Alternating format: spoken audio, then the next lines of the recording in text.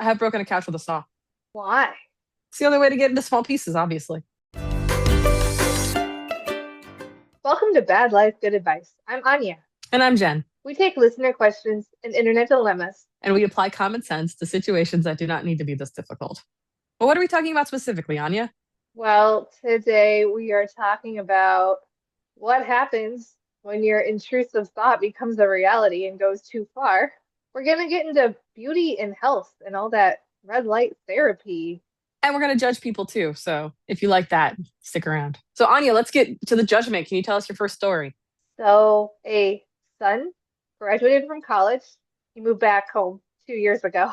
And he does have a part-time job at the grocery store. But in his spare time, according to his mom, all he does is play video games, listen to loud music, and play more video games on his computer.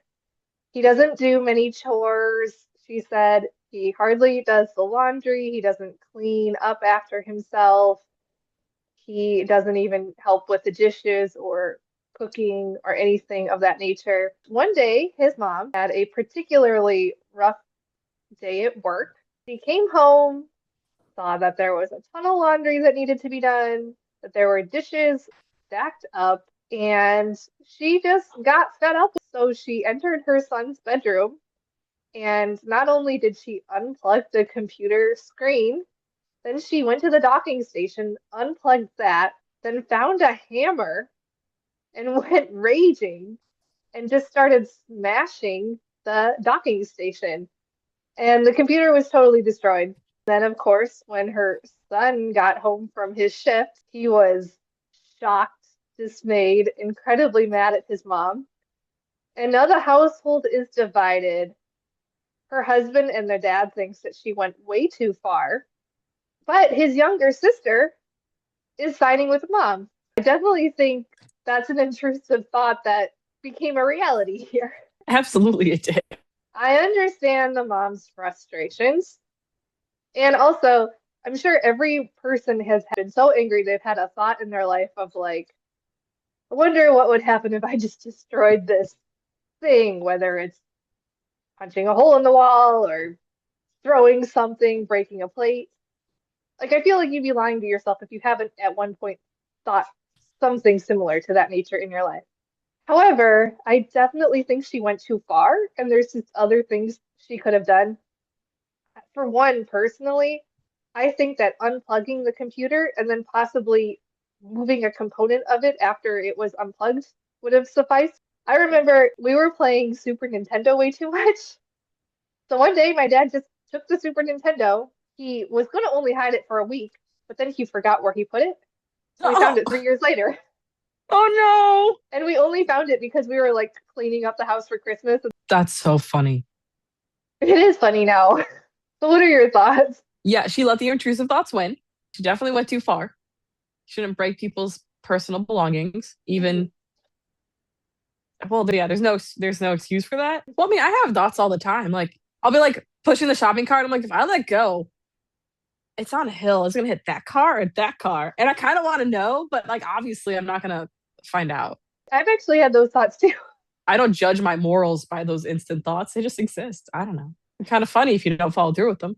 Right. It is never appropriate to ruin somebody's personal belongings. There's so many other ways to handle this. Clearly, this was built up resentment over a long period of time. And I love that the younger sister was like, oh no, mom, you definitely did the right thing. He deserved it. He had it coming. That right there is a red flag that you did the wrong thing. Whenever the siblings are like, get him. Yeah, you don't do that. That is sibling justice. And that's not how parents should act. So you're right. I like the idea of her taking maybe the Wi-Fi away or taking, his tower or something so he can't use his computer. I mean, you're right. If he's not paying rent, he's your kid, he lives under your rules. And if he has a problem with that, he can leave. There's so many other things you could have done here. And this goes back to when your kid moves back in. I think we've talked about this before. Mm-hmm. When your kid is an adult but still lives with you, you need to figure out what that means. And you might need to set up a rental agreement. And I think it makes sense to charge them rent. Now, if you have a really responsible kid and they've been there for a couple months, and they're trying to get their stuff together, you know your kid, then maybe you don't have to charge them rent.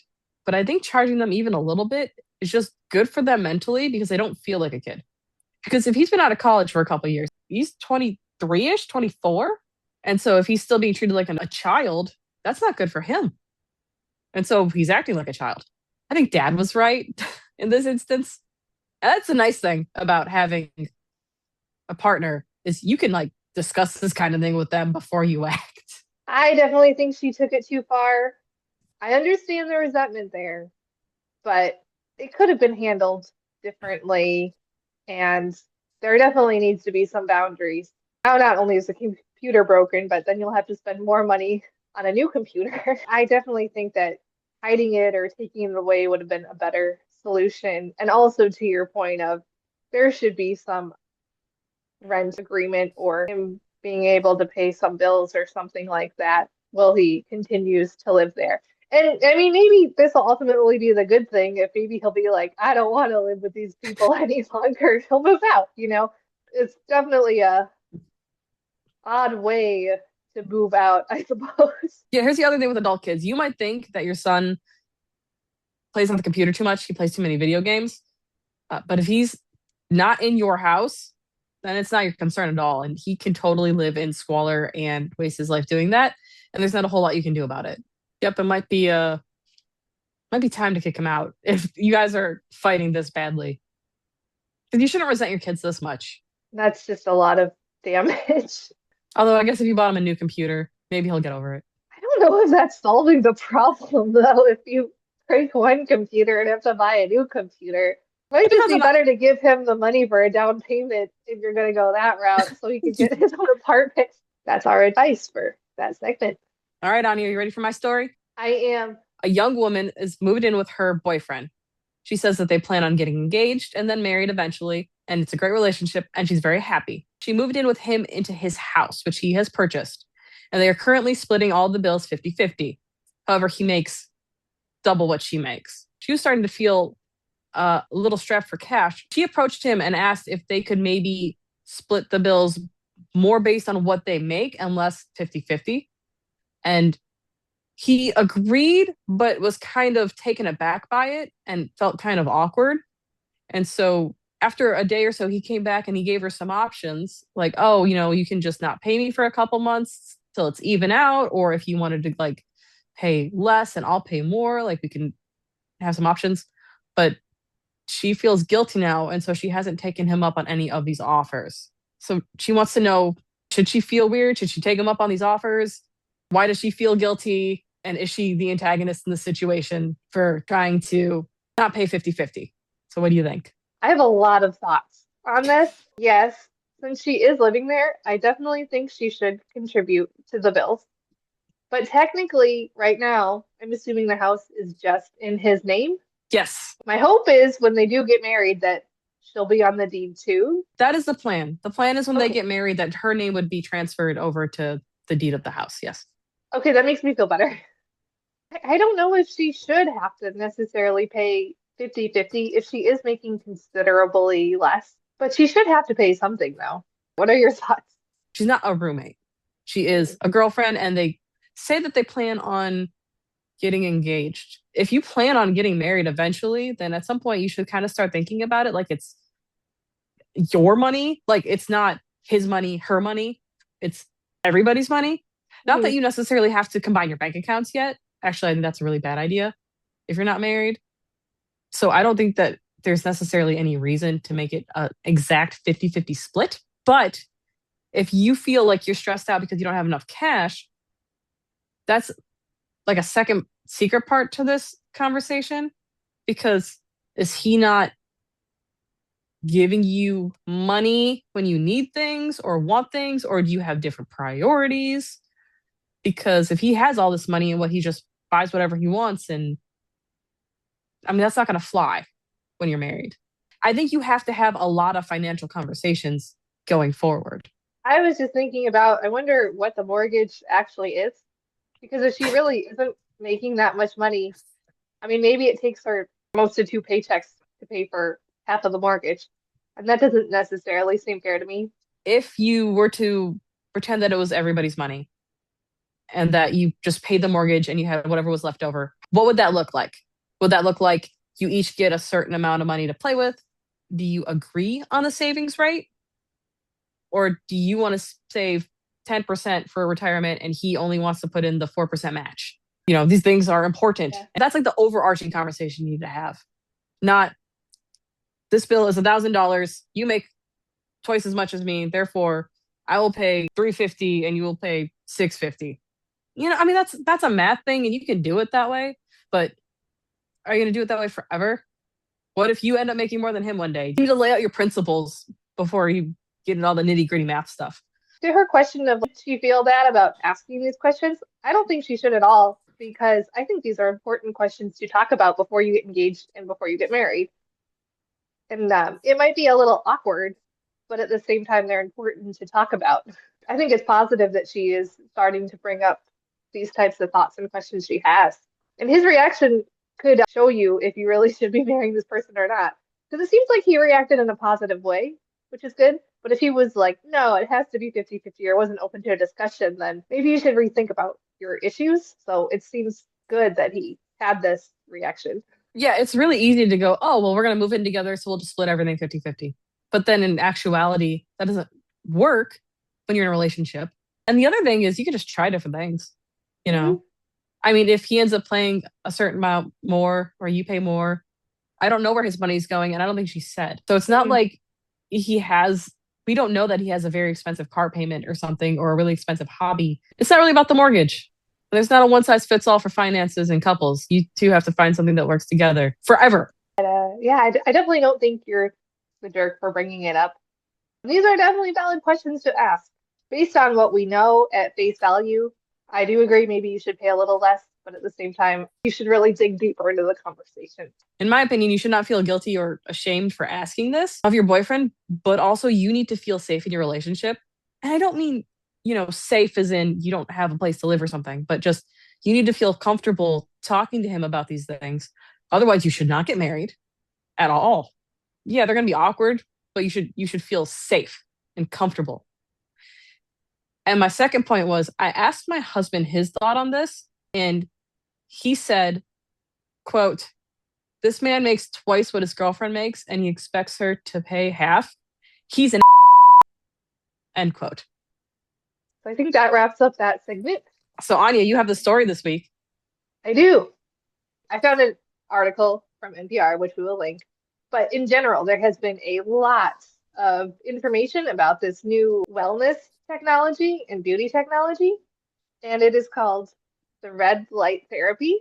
If you go on social media, there are tons of content influencers that swear by it. They say it's beneficial for skincare, hair care, joint pain, sleep, longevity, even if you have crummy period cycles.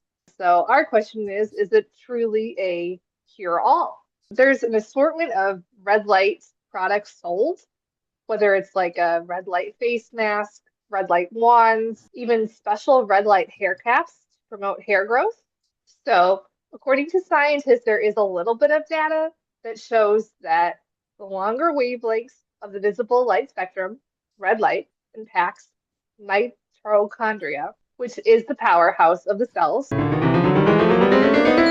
There's actually been studies since the 1960s where it said that researchers exposed mice to red light to see if it caused cancer. And it did not cause cancer at all, but the effect was that the mice had more fur and hair. So there might be some thought process to having it for your hair grow thicker, more beautiful, more fluffier. Also, at the University of Buffalo, there was a study where they claim that the red light can also trigger vitamin D production within your skin. However, there's a catch where most researchers say that the benefits will only happen over a significant period of time, like months. So if you use red light for a couple days, it probably won't do much. But if you used it consistently a few days, several times a week, and then did that over many, many months, then yes, over time, your hair might become more abundant. Your skin might be a little less wrinkly and more firmer. And then overall, using treatments like retinol or retin A and vitamin C is actually more effective for skin rejuvenation. That being said, to put my own spin on, I was recently at a spa.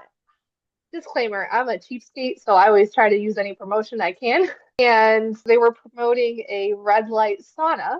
So naturally, I signed up. I enjoyed the sauna, and I did use the red light in the sauna, and I had no complaints. I'm not sure that it overall improved my skin, but maybe for that day, I might have looked nicer, maybe in my own mind, but I don't see anything against it. The article did end with really the best things you can do for yourself for good health is still the basics of eating right, exercising, getting enough sleep, and taking your vitamins. So, what are your thoughts on this? And have you tried any new fangled beauty treatments? I have never tried red light therapy. I know that there are warnings against using the blue light on your phone late at night because it can keep you awake. I do believe there's good evidence that light can affect you in various ways, but it is probably pretty subtle. But I have tried all these new different serums and formulas, and my skin turns out is very sensitive. So I find myself going back to the more standard, old school treatments. So to take my makeup off anymore, even the micellar water with a cotton ball makes me too red. So I'm just taking like olive oil and putting it on my face and letting it sit for a couple minutes to break everything down. I wouldn't try most of these things because I'm just sensitive. But why are people spending all this time and money? Is this Gen Z, or is this the millennials, or is this the older generations? Do we know? I, I mean, the article did say Gen Z influencers. If you're in Gen Z, you've got good skin. You should have good skin. You're not that old. So how do you even see a difference? I don't know. That's a very valid point. It's these Sephora kids all over again. You've heard about that, right? No. It's these 10-year-olds that go to Sephora and they try all the products. It's a mess and they leave a mess because they don't know how to do it because they're 10. Oh, And all these kids are like begging their parents for really expensive skincare and they're like 8, 9, 10 years old. My daughter was asking me about makeup videos for kids and we looked it up and they're like 8-year-olds that have get ready with me's and they have perfect cat eyeliner and like contoured faces. This isn't like the Disney Channel from when we were kids when you had like the blue eyeshadow and like the blush and like the lip gloss that's so shiny but it tastes like bubblegum. This is intense. These kids are getting into this way too young, in my opinion. Wash your face, drink your water. I just wonder if this is like a new trend that will go away for red light therapy. Because now it's so much very different, especially with the internet. You can find so many different trends and so many different things to be marketed. Is it just another trend or does it actually work? If you consistently use red light therapy and want to tell us if it works or not for you, let us know. To your thought of the Sephora kids, I definitely think that the skincare routine is getting to be younger and younger and younger because I've even read of like Gen Z and younger people using Botox, and it's like, do you really need Botox in your early 20s? You don't have wrinkles in your early 20s. I probably need Botox, and I'm not, I mean, I'm a couple years from 40, but is it really Your necessary? your face is supposed to move. Like it's supposed to like do things. Like But I'm not necessarily against it, but I guess what I am against is people becoming so obsessed for the beauty that they're putting all of these chemicals and lights in their face and they're not even 30 years old yet. It's like, you can cool it off, people. I agree. It's not that serious. It really isn't. You look great, guys. You look amazing to us. And to that thought, that kind of brings back to the original article of where it says the best solution for your health ultimately is to eat right, exercising, and not being so invasive, whether of what is entering your body and things like that. I knew someone who had type 2 diabetes and then they went on Ozempic and they went from like having they had to take medication like twice a day and then with the Ozempic now they just have to take it once a week and that person also lost a considerable amount of weight and that's great and it really helped them. But then it's just like if you're just taking it to lose like a certain amount of pounds, I would just hope that you would it just seems like a easy solution, right? I would hope, unless you're like severely diabetic that but you're just trying to lose weight, that you might, I know it's a harder route, but try to do more exercise and regulate your diet first before you have the one and done easy solution. Yeah, well, if you don't change your habits, you're not really changing the underlying issue.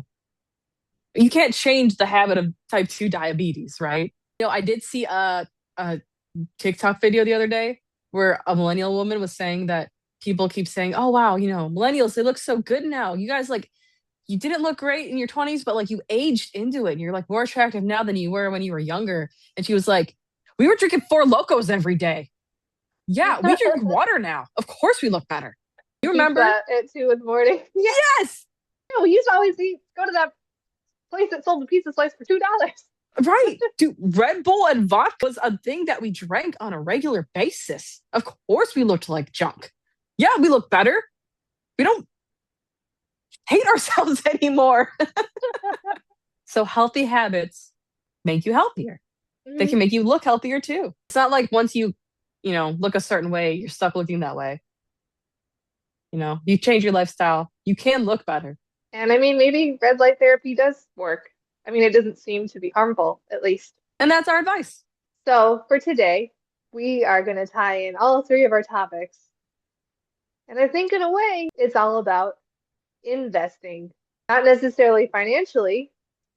I think that the first topic, I think that the lady should maybe take the time to do some investing in her son of communicating better, even if she's at the threshold of helping him move out, doing something to improve her moods and her anger.